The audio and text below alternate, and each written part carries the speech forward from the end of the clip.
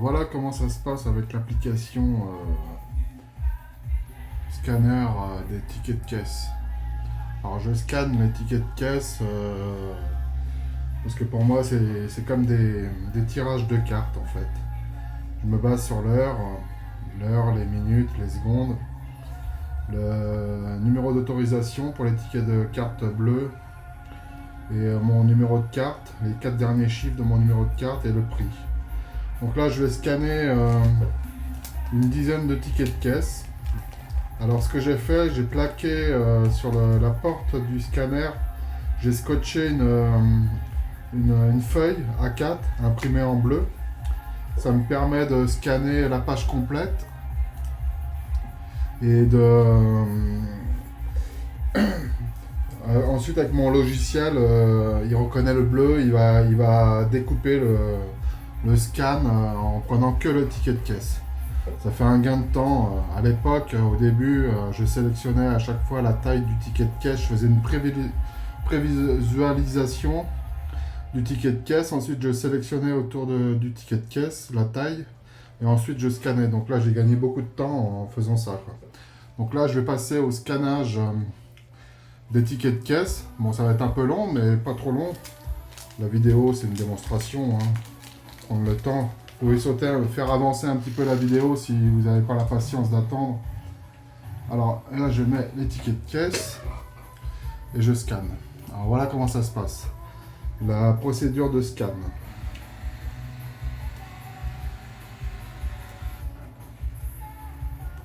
Bon, j'aurais pu faire l'exemple avec 2, 3 ou 4 tickets de caisse.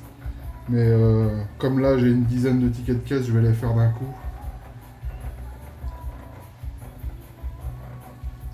Vous pouvez sauter un petit peu, hein, avancer un petit peu la vidéo pour passer à la suite. Mais regardez au moins quelques secondes pour voir comment ça se passe. Donc il scanne la page entière, quoi. Donc c'est ça, peut-être ça met un peu plus de temps que si je scannais juste le ticket, mais ça demande moins de travail physique pour moi, quoi. Un peu d'attente, je préfère attendre que de faire quelque chose, surtout quelque chose de pas forcément sympa à faire, quoi. Parce que faire une prévisualisation, ensuite détourer le ticket, et ensuite scanner, ça prend du temps, et en plus ça demande beaucoup de manipulation. Là, il me suffit de valider sur la touche entrée. Et pour éviter d'avoir mal au dos, je mets ma chaise en face du scanner, et puis je tends le bras pour appuyer sur entrée pour lancer le scan. Parce qu'il y a une époque, quand j'avais 50 tickets de caisse à scanner, au bout d'un moment j'avais mal au dos à force de tourner sur le côté. Le scanner il est sur le bureau à côté de l'ordinateur à gauche. J'ai juste à tendre les bras pour placer les tickets. Mais quand j'en ai une cinquantaine ou une centaine à scanner, des fois ça arrive hein, que je ne scanne pas tous les jours. Je scanne au bout d'une semaine. Alors là je me mets en face du scanner pour éviter d'avoir trop mal au dos, quoi. Ce qui est l'intérêt de scanner toute la page, ça évite de détourner, de détourer et puis de faire un va-et-vient avec le clavier, la souris et puis le scanner, quoi. Donc ça c'est un logiciel HP, EasyScan. Il est pratique pour ce que j'ai à faire.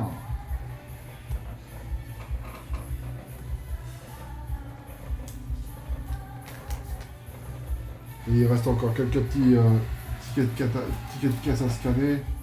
Vous pouvez avancer la vidéo hein, si vous trouvez ça trop long. Moi je le fais donc je me rends pas compte que c'est long, mais ça peut être long à regarder. Ouais.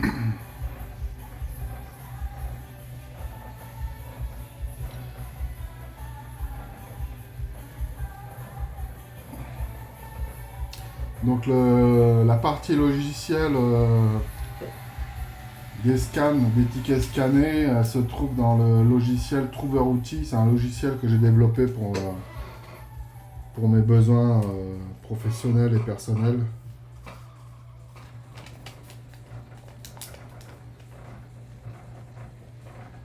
Trouver Outils rassemble différentes petites applications Certaines, ce sont des applications autonomes que j'ai développées, comme calendrier ou journal secret.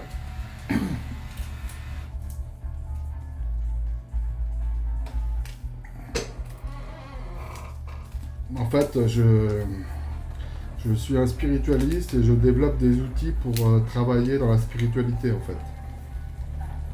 Donc les tickets de caisse, bon, un scientifique en temps normal, les tickets de caisse pour lui, ça sert à rien, quoi. C'est juste une preuve d'achat. Mais pour moi, c'est un tirage de cartes.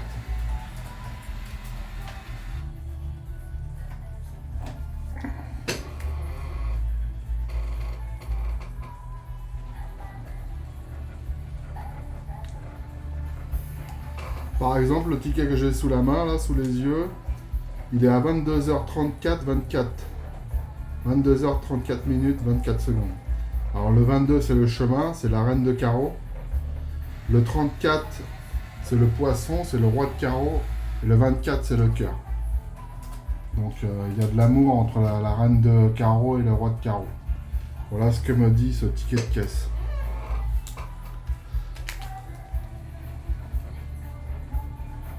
Là, le suivant, c'est le 22, 51, 59. Chemin, diable recule, arbre bouquet.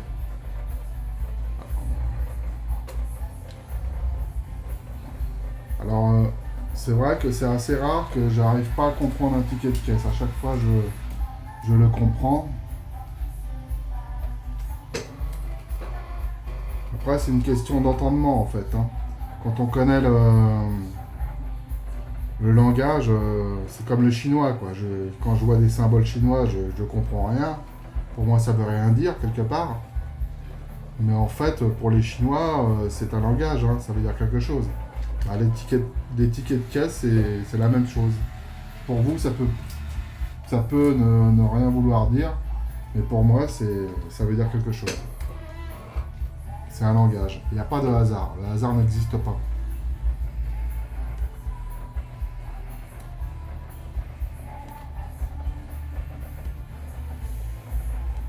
Tout est structuré comme une horloge. Le monde est une horloge, en fait, avec ses engrenages. Il y a des milliards et des milliards d'engrenages dans le monde. Bon voilà, les tickets de caisse sont scannés. Je vais faire terminer. Envoyer, dossier. Alors le dossier qui est sélectionné automatiquement, je ne change pas, hein, je garde toujours le même et puis c'est sauvegardé. C'est le dossier numérisation que mon application de ticket de caisse va tout de suite, qui va directement piocher dedans. Elle est configurée comme ça. Donc je vais aller sur Trouver. Je vais sélectionner statistiques ticket de caisse. Je clique. Il charge les tickets de caisse déjà enregistrés. Je clique sur saisie des tickets de caisse du dossier numérisation. Là, j'ai la liste des scans. Donc, je saisis le premier. Le premier, il n'a pas de numéro.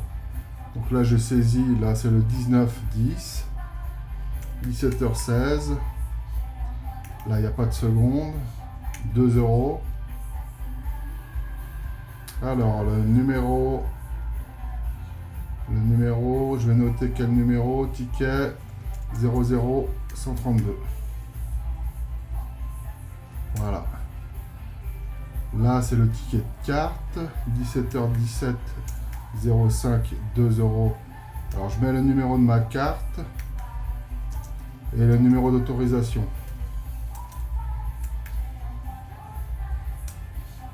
Etc. Là, c'est un ticket du 18 octobre, 22h51, 59 secondes, 12 euros, carte 31,05, autorisation 994 54 3. Alors, automatiquement, il construit le nom du fichier. Les informations du ticket de caisse sont stockées dans le nom du fichier sur le disque dur. Enfin, le SSD pour chez moi, quoi. Là, il n'y a pas de numéro d'autorisation, je valide ça comme ça. Là, c'est le 19.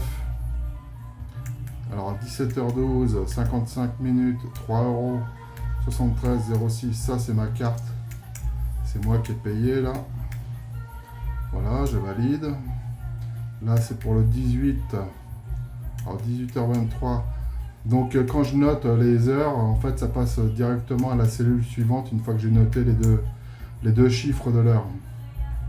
Alors là c'est 0366 0366 56 25 6.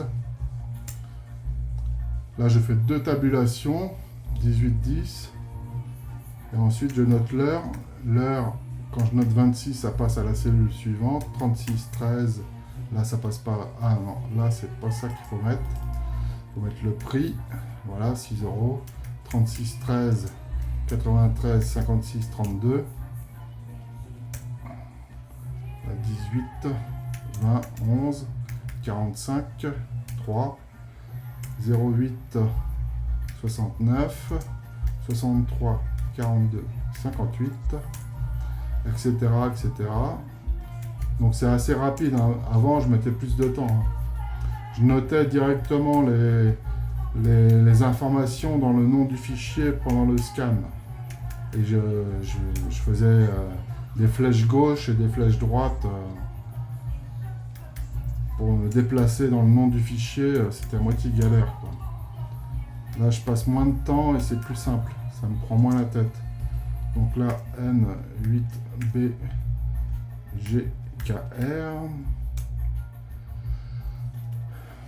alors 21 39 30 6 70 86 55 6 29 1. Donc par exemple dans ce ticket de caisse il y a le Mont, le 21 le Mont, 39 c'est le code d'Alexandra, 30 c'est le Lys, le 9 et le 30 ensemble c'est Jérôme, un peu comme dans l'informatique, là j'ai la RAM, ben là j'ai la ROM. Le 6 c'est le nuage, c'est aussi le dieu Thor. Alors 700, j'avais noté 786, donc c'est 789. Donc serpent, tout, cercueil, bouquet. Ça peut vouloir dire que tout le serpent est dans le cercueil et on y met des fleurs sur le cercueil, mort et enterré, quoi. Alors 55 c'est bon signe, ça me semble. 56 c'est magie noire renversée, crucicage. 29 c'est dame et 1 c'est cavalier. Voilà un exemple d'interprétation. Alors 18, 22, 34, 24, 4, 74, 01, 44, 85, 3. Voilà, donc c'est terminé, la saisie est terminée. Il met à jour la liste des scans.